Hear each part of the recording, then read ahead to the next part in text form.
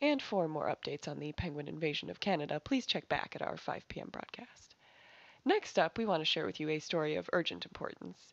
You see, everyone is born with a biological sex somewhere on the spectrum of male to female. This sex is defined by what sexual organs you have. Everybody has a set of organs of some type, but we here at KNHS Channel 7 News have noticed a growing phenomenon that people don't always understand what organs they have, or what other people have, or even how to take care of this part of their body. So we put together this little segment for you called Your Parts. On the one hand, there are people who are defined by biology as having the male sex. These people have a penis, testicles, and prostate. On the other hand, there are people who are defined by biology as having the female sex and have a uterus, vagina, breasts, and ovaries. We're going to focus on these two sets of parts because they're very common, but you should know that there are plenty of people whose biology has put them somewhere in between what we call male and female. Or there are people who are transsexual who change how they express their gender and may even choose to change the sexual organs that they have. Stay tuned to this station for a video talking about transsexual and transgender health. For now, let's focus on the different parts that define male and female sex at birth and how to care for these parts. Those who have male parts have a penis and testicles on the outside. On the inside, it's a bit more complicated. These organs are used during sex to deliver sperm into the female vagina in order to fertilize her egg and create a baby.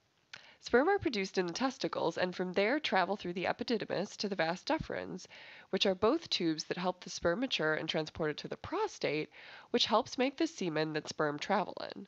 Once the semen plus sperm leave the prostate, they travel through another tube called the urethra in the penis in a process called ejaculation, where the sperm is catapulted from the man into the woman.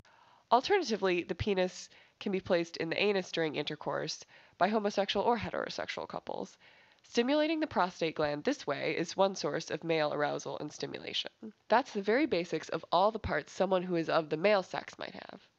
Those who have female parts have breasts on the outside, a vaginal opening between the urethral opening where the urine comes out and the anus where the poop comes out, and a clitoris above the urethral opening.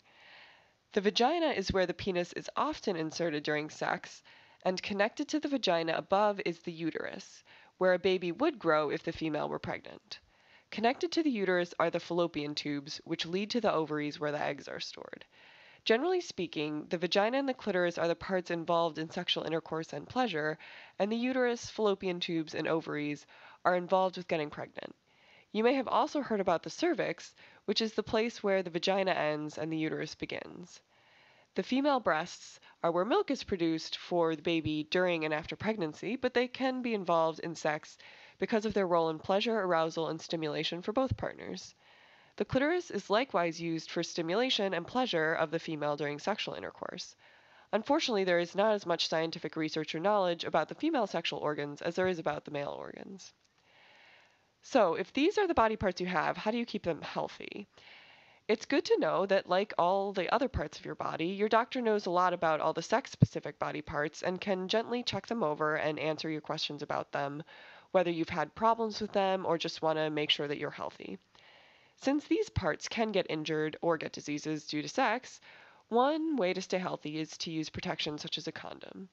If you do get a sexually transmitted disease, you should definitely go to your doctor and get treatment. Remember, your doctor is required by law to keep all of your health information private. Once you turn 50, a person with male parts should begin getting a prostate exam each year. Going to the doctor each year for a physical is important, especially as you get older, since you will be at an increased risk of cancer, such as prostate cancer. Your doctor will feel the prostate to make sure it's the right shape and size. They'll also do a penis, testicle, hernia, and rectal exam just to make sure that everything's healthy. For those with female parts, it is important to be checked for possible breast cancer and cervical cancer. It's recommended that once you turn 21, or as soon as you become sexually active, you start going to your doctor at least once every 3 years to get a pelvic exam and a test called a pap smear that will check whether or not you have cervical cancer. Your doctor will also perform a breast exam at this time to check for breast cancer. Females also get something called a mammogram, a special x-ray to screen for cancer, starting around the age of 50. One very interesting recent discovery is that there's a virus called human papillomavirus, or HPV, which can cause genital warts, anal cancer, and cervical cancer. Women and men can be infected by HPV, and it is transmitted sexually. What is really cool is that scientists have developed a vaccine against HPV if you are not already infected. You can get the HPV vaccine from your doctor, and it's a really good idea to get vaccinated before you start having sex.